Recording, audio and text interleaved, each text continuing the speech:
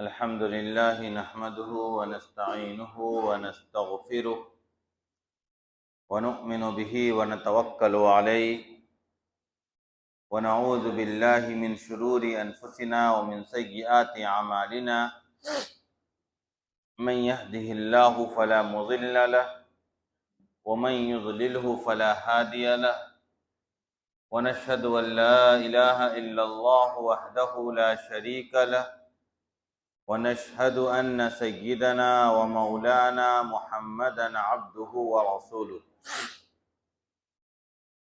قال الله تبارك وتعالى والفجر وليال عشر والشفع والوتر والليل إذا يسر هل في ذلك قسم لذي حجر صدق اللہ العظیم۔ محترم مصلیان کرام،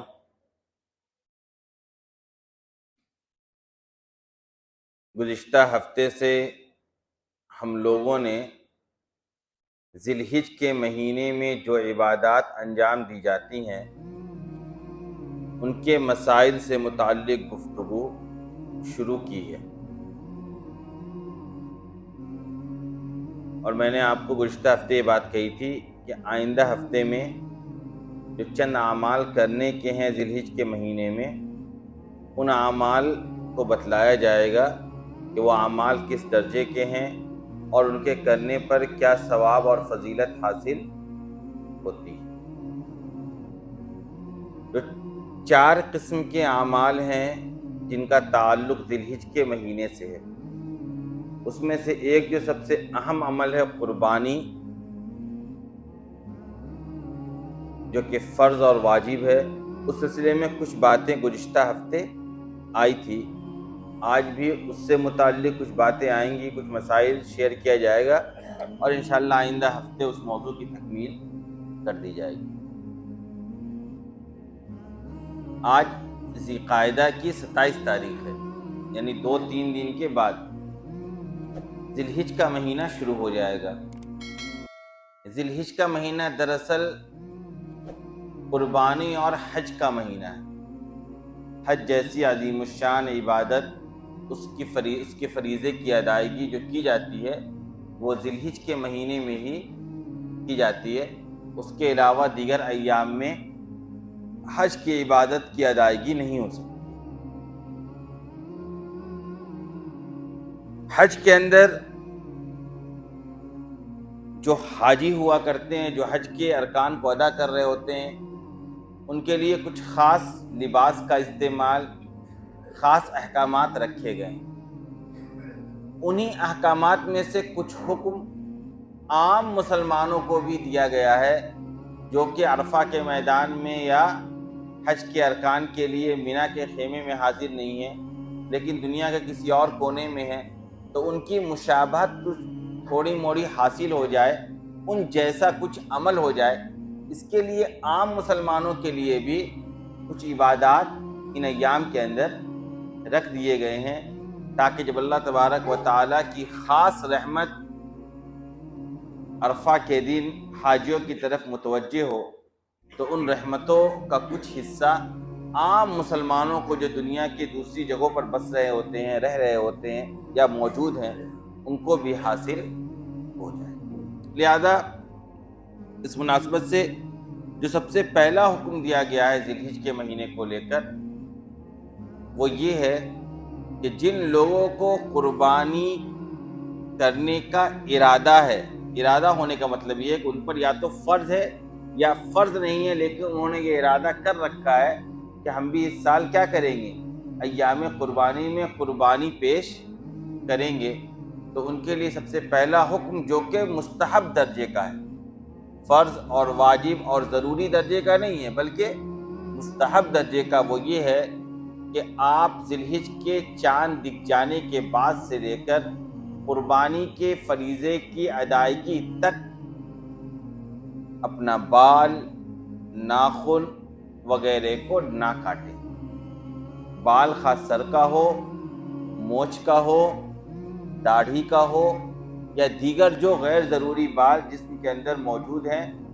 ان بالوں کو تراشنا یا کاٹنا یا توڑنا ان ایام کے دوران منع ہو جاتا ہے مستحب درجے میں۔ کن کے لیے؟ جن لوگوں کو قربانی کرنے کا ارادہ ہے، آیا فرض ہونے کی وجہ سے، یا فرض تو نہیں ہے لیکن وہ چاہتے ہیں کہ ہم قربانی نہ کریں۔ یہی حکم حاجیوں کو بھی دیا جاتا ہے کہ جب وہ احرام باندھ لے تو اس کے بعد بال ناخن کو کاٹ اور توڑ اور تراش نہیں سکتے ہیں۔ تو وہی مشابہت عام مسلمانوں کو بھی حاصل ہو جائے، اس لیے عام مسلمانوں کے لیے بھی استحباب کے درجے کا یہ حکم رکھ دیا گیا کہ دیکھو تمہیں بھی ان ایام کے اندر چاند نکلنے کے بعد ان چیزوں کے کاٹنے اور توڑنے سے رکنا چاہیے۔ میں نے کیا بتایا آپ کو؟ مستحب ہے، کوئی اگر کرتا ہے تو اچھا ہے، ثواب ملے گا۔ کوئی اگر ان ایام میں اپنا داڑھی اور بال مونچھ وغیرہ بنوا لیتا ہے تو اس پر کوئی گناہ عائد نہیں ہوگا۔ آ گئی بات سمجھ میں؟ ایک تو یہ حکم ہے۔ دوسرا حکم وہ یہ ہے کہ دیکھیے جو ایام ہیں ذی الحج کے، ان ایام کی بہت فضیلت آئی ہے احادیث کے اندر۔ خود قرآن کریم میں اللہ تبارک و تعالیٰ نے ان ایام میں جو 10 راتیں گزریں گی ان راتوں کی قسم کھائی ہے، کہا واللیل والفجر ولیال عشر، قسم ہے 10 راتوں کی۔ ان 10 کیا ہو گیا بھائی؟ کیا کچھ چلانا ہے، بند کرنا ہے؟ بتائیے نا، میں بتلا رہا ہوں کہاں سے ہوگا۔ کیا چل تو گیا فین؟ کون یہ والا نہیں چل رہا؟ وہیں سے چلے گا یا اس طرف سے چلے گا، دیکھ لیجئے جلدی سے، وہیں سے فوراً کر لیجئے، اس میں اتنا سوچنا کیا ہے؟ 4 آدمی ادھر ان کی طرف دیکھ رہا ہے، ایک آدمی بار بار بٹن ٹیپ رہا ہے، سب لوگ متوجہ ہو رہے ہیں ادھر ادھر، ذہن میرا بھی انتشار کا شکار ہو رہا ہے۔ کوئی کام کر جائیے مسجد میں، اب آپ سوچیے گا، دیکھیے گا، 10 آدمی بولے گا یہ کریے وہ کریے، جو روزانہ مسجد آتے ہیں ان کو بھی پتہ نہیں ہے سوئچ کون سا ہے۔ آ رہی بات سمجھ میں؟ سوئچ کا علم ہونے کے لیے آپ کو مسلسل 5 وقتہ نماز مسجد میں مسلسل سالوں سال ادا کرنا ہوگا، تب آپ کو پتہ چلے گا کہ کون سے سوئچ سے لائٹ جلتی ہے، کس سوئچ سے پنکھا آن ہوتا ہے، کس سے اے سی آف ہوتا ہے، کیسے جنریٹر چلتا ہے۔ آئی بات سمجھ میں؟ ورنہ یہ جہاں 2-3 مرتبہ ٹیپ رہے سمجھ جائیے یہ مسجد میں مسلسل آنے والے شخص نہیں۔ لہذا جب گھر سے محبت ہے اللہ سے تو ساری چیزوں کا علم ہونا ضروری ہے، اس کے لیے بار بار مسجد میں آنا پڑے گا۔ بہرحال یہ جملہ معترضہ تھا، آگے چلیں ہم لوگ۔ تو میں نے کیا بتلایا آپ کو کہ ان ایام کی فضیلت آئی ہے احادیث کے اندر، باضابطہ 10 راتوں کی قسم کھائیے، اور جن لوگوں کو قرآنی علوم سے کچھ بھی واسطہ ہے انہیں پتہ ہے کہ اللہ تبارک و تعالیٰ قرآن کریم میں ہر چیز کی قسم نہیں کھاتا ہے، بلکہ اللہ نے انہی چیزوں کی قسم کھائی ہے جس کا قرآن کی نظر میں ایک اہمیت ہے۔ جیسے اللہ نے سورج کی قسم کھائی، چاند کی قسم کھائی، نفس کی قسم کھائی، چاشت کے وقت کی قسم کھائی، اسی طریقے سے اللہ نے 10 راتوں کی قسم کھائی۔ 10 راتیں کون سی ہیں؟ یہ جو ذی الحج کا مہینہ چلے گا 1 تاریخ سے لے کر 10 تاریخ تک، ان ایام میں جو راتیں آتی ہیں، گویا یہ رات بھی انتہائی فضیلت کی حامل ہے۔ لہذا اس مناسبت سے احادیث میں آتا ہے کہ ایک تو ان 10 ایام کے جو دن ہیں اس میں کوئی اگر عبادت کرتا ہے، کوئی نفلی روزہ رکھتا ہے تو اس کو سال بھر عبادت کرنے کا اور نفلی روزہ رکھنے کا ثواب ملے گا۔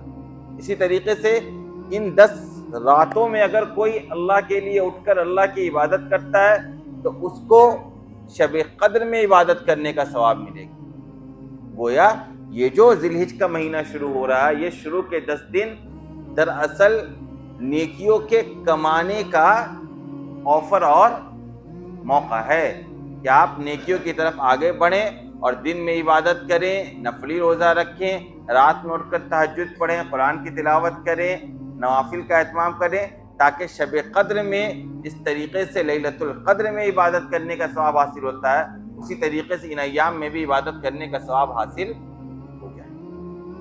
لہذا اس فضیلت کو سامنے رکھتے ہوئے دوسرا جو حکم ہے وہ بھی ہے نفل درجے کا، اور وہ کیا؟ وہ یہ ہے کہ 9 ذی الحجہ کے دن کا روزہ رکھا جائے، جس کو یوم عرفہ کہا جاتا ہے۔ 8 تاریخ یوم الترویہ کہا جاتا ہے جب حاجی منی جاتے ہیں. 9 تاریخ کو یوم عرفہ کہا جاتا ہے جس دن سارے حاجی میدان عرفات میں جمع ہوتے ہیں. اور اس کے بعد 10 11 12 ان ایام کو ایام الاضحیہ بھی کہا جاتا ہے, ایام التشریق بھی کہا جاتا ہے. یعنی اس کے بعد جو ایام ہیں 3 اور وہ ایام 3 4 اس میں قربانی کرنے کے بھی ایام ہیں وہ, اور تکبیر تشریق پڑھنے کے بھی ایام ہیں. تو شریعت نے جن دنوں کا نام رکھا ہے اس میں سے یہ 5 دن کا بھی نام ہے, یوم الترویہ, یوم عرفہ اور ایام التشریق. تو دوسرا حکم نفل درجے کا, چونکہ ایام بہت اہمیت کے حامل ہیں, یہ دے دیا گیا کہ 9 ذی الحجہ کو نفل روزہ رکھو. کیا فائدہ ہوگا؟ حدیث میں آتا ہے کہ جس شخص نے 9 عرفہ کے دن 9 ذی الحجہ کو روزہ رکھا اس کا 1 سال گزرا ہوا اور 1 سال آنے والا جو یہ پورا وقت ہے, ان اوقات میں اس نے جو بھی صغائر گناہ کر رکھے یا کرے گا وہ آئندہ سال میں, وہ اللہ تبارک و تعالیٰ کی طرف سے معاف کر دیا جائے گا. یہ فائدہ ہے کس کا؟ 9 ذی الحجہ کے دن کے روزے کے رکھنے کا. یہ دوسرا حکم ذی الحجہ کے متعلق ہمیں اور آپ کو ملتا ہے. تیسرا حکم جو ہمیں اور آپ کو ملتا ہے وہ ہے واجب درجے کا, یعنی اس کو کرنا ہی کرنا ہے. وہ کیا ہے؟ وہ ہے ایام تشریق میں ہر فرض نماز کے بعد بلند آواز سے 1 مرتبہ تکبیر تشریق کہنا. ہر فرض نماز کے بعد ایام تشریق میں 1 مرتبہ تکبیر تشریق بلند آواز سے کہنا. یہ کب سے ہوتا ہے؟ یہ ہوتا ہے عرفہ کے دن کے فجر کی نماز سے, یعنی 9 تاریخ کی فجر کی نماز کے بعد سے سلام پھیرنے کے بعد فوراً 1 مرتبہ بلند آواز سے تکبیر تشریق پڑھی جائے گی. خواہ آپ امام کے ساتھ نماز پڑھ رہے ہیں, تنہا نماز پڑھ رہے ہیں, بحیثیت امام نماز پڑھوا رہے ہیں یا بحیثیت مقتدی امام کی اقتداء کر رہے ہیں, ہر صورت میں 1 مرتبہ سلام پھیرنے کے بعد فوراً بلند آواز سے آپ کو تکبیر تشریق پڑھنا ہے.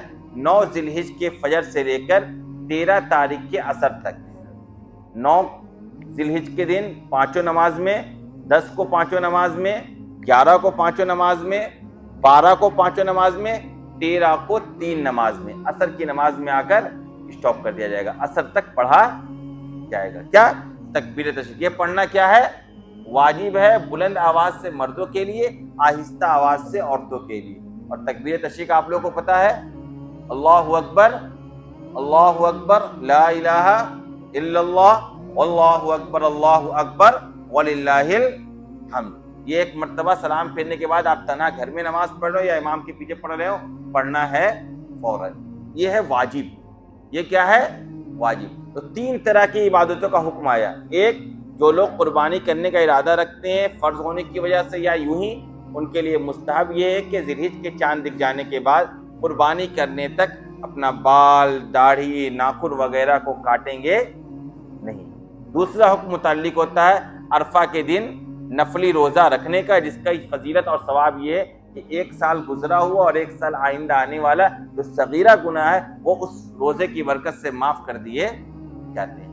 اور تیسرا حکم تکبیر تشریق کا ہے جو کہ واجب ہے بلند آواز سے مرد حضرات پر 9 تاریخ کی فجر سے لے کے 13 تاریخ کے عصر تک ہر فرض نماز کے بعد, اور آہستہ آواز سے عورتوں پر. یہ 3 حکم ہے, 3 عبادت ہیں جنہیں ہمیں اور آپ کو ان ایام کے اندر انجام دینا. اس کے علاوہ یہ پورا جو پیریڈ ہے 10 دن کا, یہ میں نے کیا بتلایا آپ کو, یہ ایام, یہ راتیں سال بھر کی راتیں اور ایام سے بہتر ہیں. لہذا اس میں عبادت, دن میں عبادت کرنے کا مطلب یہ ہے کہ آپ نے سال بھر عبادت کیا, اور رات میں عبادت کرنے کا مطلب یہ ہے کہ آپ نے لیلۃ القدر میں عبادت کیا. لہذا جن لوگوں کو موقع ملے ان ایام میں نفلی روزہ رکھیں, صدقہ ادا کریں, قرآن کریم کی تلاوت زیادہ سے زیادہ کریں, لوگوں کی مدد کریں, لوگوں کے ساتھ کھڑے ہوں, ضرورت مندوں کی ضرورت کی تکمیل کی فکر کریں, اور رات میں بھی کچھ دیر کھڑے ہو کر اللہ کے سامنے آنسو بہائیں, تہجد کی نماز ادا کریں, نوافل ادا کریں. ان چیزوں کا اہتمام کرنا چاہیے. یہ ایام عبادات کرنے کا ہے, اپنے گناہوں کے معاف کروانے کا ہے, اور یہ جو موقع ہے اس موقع سے فائدہ اٹھانے کا. چوتھا حکم جس پر گزشتہ ہفتے بھی کچھ بات آئی تھی, چونکہ یہ 2-3 دن کے بعد ذی الحجہ کا مہینہ شروع ہو رہا ہے, 27 تاریخ ہو گئی ہے, اس لیے یہ باتیں رہ گئی تھی جو میں نے اس ہفتے کی, چونکہ فوراً آپ کو یہ عمل شروع کرنا ہے۔ چوتھا حکم تھا قربانی کا۔ قربانی کن لوگوں پر واجب ہے یہ پچھلے ہفتے آپ کو بتایا گیا ہے۔ صاحب نصاب مقیم مسلمان پر قربانی واجب ہے، خواہ وہ صاحب نصاب ان ایام کے اندر ہوا ہو یا پہلے سے ہو، یعنی 10، 11، 12 ان 3 تاریخوں کے درمیان کیا ہے، قربانی کرنا واجب ہے۔ تو جو شخص پہلے سے صاحب نصاب ہے، یہ ایام اس کو مل گئے، وہ بھی قربانی کرے گا۔ کہ جو شخص پہلے سے غریب اور فقیر تھا لیکن 10 تاریخ کو یا 11 تاریخ کو یا 12 تاریخ کو کیا ہو گیا، صاحب نصاب ہو گیا، تو وہ بھی قربانی کے فریضے کو ادا کرے گا۔ ہر صاحب نصاب مسلمان پر ایک قربانی کرنا، چھوٹے جانور کا یا بڑے جانور میں ایک حصہ لینا کیا ہے، فرض ہے۔ مطلب یہ ہے کہ جو صاحب نصاب مقیم مسلمان ہے، ہاں وہ باپ کی شکل میں ہو، بیٹے کی شکل میں ہو، بھائی کی شکل میں، ایسا نہیں ہے کہ پوری ایک فیملی میں کوئی ایک آدمی قربانی کر دے اور سب کی طرف سے ادا ہو گیا۔ ہر صاحب نصاب جیسے الگ زکوٰۃ نکالتا ہے، ہر بالغ مسلمان جیسے الگ سے ایک وقت کی نماز ادا کر رہا ہوتا ہے، 5 وقتہ نماز فرض ہوتی ہے، باپ کی کرنے کی وجہ سے بیٹے کی نہیں، بیٹے کی کرنے کی وجہ سے باپ کی نہیں ہوتی ہے، اسی طریقے سے قربانی کا بھی معاملہ ہے۔ آئی بات سمجھ میں؟ تو ہر صاحب نصاب دیکھ لے، جو بھی صاحب نصاب ہے وہ قربانی کرے گا۔ قربانی پر جو اعتراضات تھے اس کا بھی عقلی اور نقلی طور پر آپ کو گزشتہ ہفتے جواب دیا گیا، جو اعتراضات اس کے اوپر ہوتے ہیں۔ آج ہم لوگ مسائل شروع کریں گے۔ قربانی میں کیسے جانور کی قربانی کرنی ہے، اس کی کیا عمر ہونی چاہیے، کن کن جانوروں کی قربانی کر سکتے ہیں، کن کن عیوب سے جانوروں کا پاک ہونا ضروری ہے۔ آئی بات سمجھ میں؟ پھر کیسے قربانی پیش کرنا ہے، ذبح کے کیا مسائل ہیں، یہ بھی شریعت نے بیان کر رکھے ہیں۔ اس پر بھی ہم لوگ جو تھوڑا سا وقت مل رہا اور آئندہ ہفتے میں اس کو انشاءاللہ ہم لوگ پورا کریں گے۔ آج ہم لوگ جان لیں کہ دیکھیے، آپ 3 طرح کی جنسوں، تین قسم کے جنسوں کے جانور کو قربانی میں پیش کر سکتے ہیں۔ 3 قسموں کے جنسوں کو آپ قربانی میں پیش کر سکتے ہیں۔ نمبر 1، بکرا بکری۔ اس جنس کے جو بھی جانور ہیں، مینڈھا ہو، دمبا ہو، بھیڑ ہو، ان سب کو آپ قربانی میں پیش کر سکتے ہیں۔ بکرا بکری بھی خصی کیا ہوا ہو یا خصی کیا ہوا نہیں ہو۔ بعض علاقے میں بغیر خصی کیا ہوا جانور ملتا ہے، ایک صاحب لائیں ابھی قربانی کے لیے خصی، اور آنے کے بعد پتہ چلا خصی کیا ہوا ہے نہیں، وہ پریشان ہو گئے، اس کی قربانی ہوئی کہ نہیں ہوگی۔ پھر وہ مجھ سے آ کر پوچھا تو میں نے بتلایا کہ قربانی ہو جائے گی۔ تو بکرا بکری خواہ خصی کیا ہوا ہو یا نہیں کیا ہوا ہو، خصی اس کے اندر خصیہ اس کا موجود ہو، تب بھی آپ قربانی میں پیش کر سکتے ہیں۔ میں نے کہا بھیڑ، دمبا، مینڈا یہ سب بھی بکرا بکری کے ہی جنس سے ہوتے ہیں۔ بکرا بکری جو آپ قربانی میں پیش کریں گے، اس کے لیے شریعت نے ایک عمر مدت مقرر کی ہے کہ اتنی عمر کا ہوگا تبھی آپ قربانی میں پیش کر سکتے ہیں، اور وہ عمر ہے بکرا بکری میں 1 سال کا ہونا۔ 1 سال سے کم عمر کے بکرے اور بکری کو آپ قربانی میں پیش کریں گے تو آپ کی قربانی ادا نہیں ہوگی۔ اب 1 سال کا بکرا بکری کیسے ہے، اس کی کچھ علامتیں ہوتی ہیں، اس کے ذریعے بھی جانا جاتا ہے، اور جو ماہرین ہوتے ہیں جانوروں کو بھی آپ کو بتلا دیں گے۔ لہٰذا جہاں بھی آپ خریدیں گے تو خریدنے سے پہلے دیکھ لیں گے جو علامتیں، دانت وغیرہ کا نکل جانا یا اور دیگر علامتیں ہوتی ہیں وہ موجود ہے یا نہیں۔ ایسا نہیں کہ آپ نے صرف خوبصورت دیکھ کر خرید لیا، بعد میں پتہ چلا کہ وہ تو 6 مہینے کا ہے، پھر قربانی آپ کی ہوگی نہیں۔ ہاں، صرف بھیڑ کے بارے میں یہ ہے کہ اگر وہ اتنا موٹا تازہ ہو، کیونکہ بھیڑ کی جسامت تھوڑی اچھی خاصی ہوتی ہے، اگر دیکھنے میں سال بھر کا معلوم ہو رہا تو اس کی بھی قربانی ہو جائے گی، بھلے اس کی عمر کیا ہے، سال بھر سے کم۔ دوسری جنس ہے بھینس، اور بھینس کی طرح جو اور جانوریں ہیں، اور جو جانور ہیں، ان جانوروں کی بھی قربانی آپ کر سکتے ہیں۔ اس سلسلے میں بنیادی طور پر آپ جان لیجئے، شرعی طور پر بھی یہ مسئلہ ہے کہ اگر آپ جس علاقے میں رہتے ہیں اس علاقے میں اگر کسی خاص قسم کے جانور کو لے کر کوئی پابندی ہے تو آپ زبردستی ان جانوروں کی قربانی نہیں کریں گے، کیونکہ آپ کے پاس الٹرنیٹ موجود ہے شریعت کی طرف سے۔ یہ الگ بات ہے پابندی ظلم کی بنیاد پر ہو رہا ہے، عقل کے خلاف ہو رہا ہے، وہ ایک الگ لڑائی ہے، اس کے خلاف آپ کو آواز اٹھانی چاہیے، احتجاج کرنا چاہیے، وہ ایک الگ مسئلہ ہے۔ لیکن اگر کہیں پابندی ہے تو چونکہ شریعت نے الٹرنیٹ رکھا ہے، جیسے آپ ایک مثال سمجھے، ایک آدمی ہے وہ کھڑے ہو کر نماز نہیں پڑھ سکتا، شریعت نے کہا بیٹھ کر پڑھو، کھڑا کیوں نہیں ہو رہا ہے یہ ایک الگ وجہ ہے. بیماری کی وجہ سے نہیں ہو رہا ہے, اپنی کاہلی کی وجہ سے, سستی کی وجہ سے نہیں ہو رہا ہے, یا بد پرہیزی کرنے کی وجہ سے نہیں ہو رہا ہے نا, تیز بائک چلا رہا تھا ایکسیڈنٹ ہو گیا اس کی وجہ سے وہ کھڑا نہیں ہو پا رہا, وہ ایک الگ لڑائی ہے, وہ الگ مسئلہ, وہ الگ سمجھانا ہے اس کو. لیکن اگر کھڑے ہو کر نماز نہیں پڑھ سکتا تو اس کا الٹرنیٹ بیٹھ کر پڑھنا ہے, بیٹھ کر پڑھے گا. اسی طریقے سے اگر جانوروں کا الٹرنیٹ موجود ہے اور آپ کو کہیں فتنے کا اندیشہ لگتا ہے کہ یہاں فتنہ پیدا ہو جائے گا اگر ہم کسی خاص قسم کے جانور قربانی کریں گے, تو آپ کو پرہیز کر سکتے ہیں آپ, اور اگر آپ اس کے باوجود بھی کر لیں گے تو قربانی ہو جائے گی. آ رہی بات سمجھ میں؟ میں آپ کو کوئی منع نہیں کر رہا ہوں, نہ بزدل بنا رہا ہوں, لیکن حکمت بھی کوئی چیز ہے. کبھی کبھی حکمت کے استعمال کر کے بھی سامنے والے کو خاموش کرنا پڑتا ہے. اگر ایسا ہو ہی رہا کہ ہر سال آپ کے لیے پریشانیاں کھڑی کی جا رہی ہے, پابندیاں لگائی جا رہی ہیں, تو کبھی کبھی حکمت اپنا لیجیے, ان کی بات کو مان لیجیے.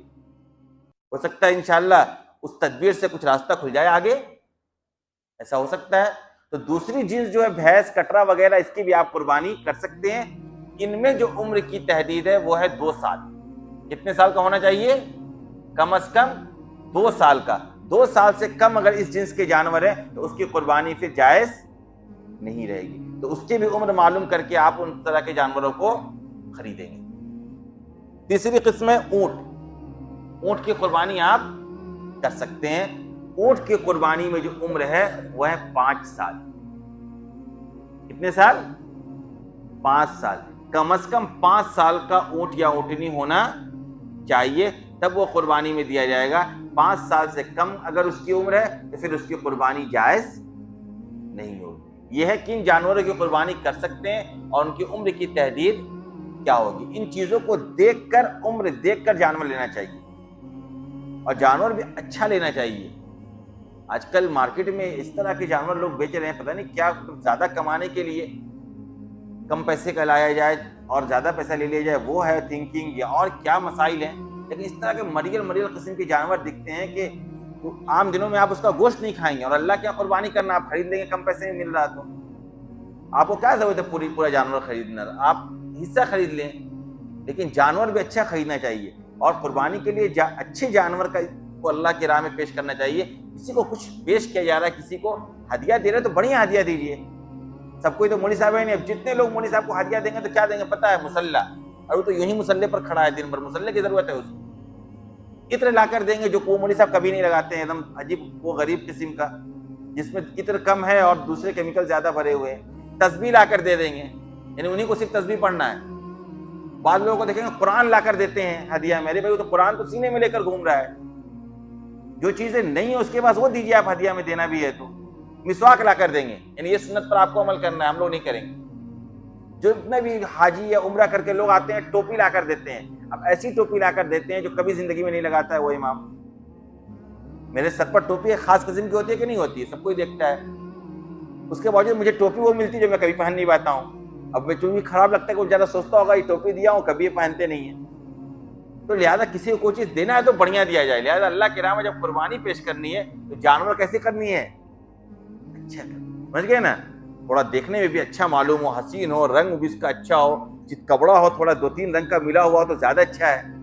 آئی بات سمجھ میں؟ ایک کلر کا نہ ہو کوئی چیز, جب تھوڑا ملٹی کلر ہوتا ہے تو زیادہ اچھا لگتا ہے. اس طرح کا جا کر مارکیٹ میں تلاش کرنا چاہیے. تو اللہ نے مال و دولت دیا تو اس کو بھی قربانی میں دکھے کہ آپ جو دکھلاوے کے لیے نہیں, یاد رکھیے گا, اللہ کی رضا کے لیے. اسلام میں آپ بہترین مکان, بہترین گاڑی, بہترین کپڑا, بہترین اشیاء کا استعمال کر سکتے ہیں اللہ کی نعمت کے شکرانے کے طور پر, دکھلاوے کے لیے نہیں, کسی کو جلانے کے لیے نہیں, کسی کو تکلیف پہنچانے کے لیے نہیں. یہ تو ریاکاری ہو جائے گی. یہی فرق ہے.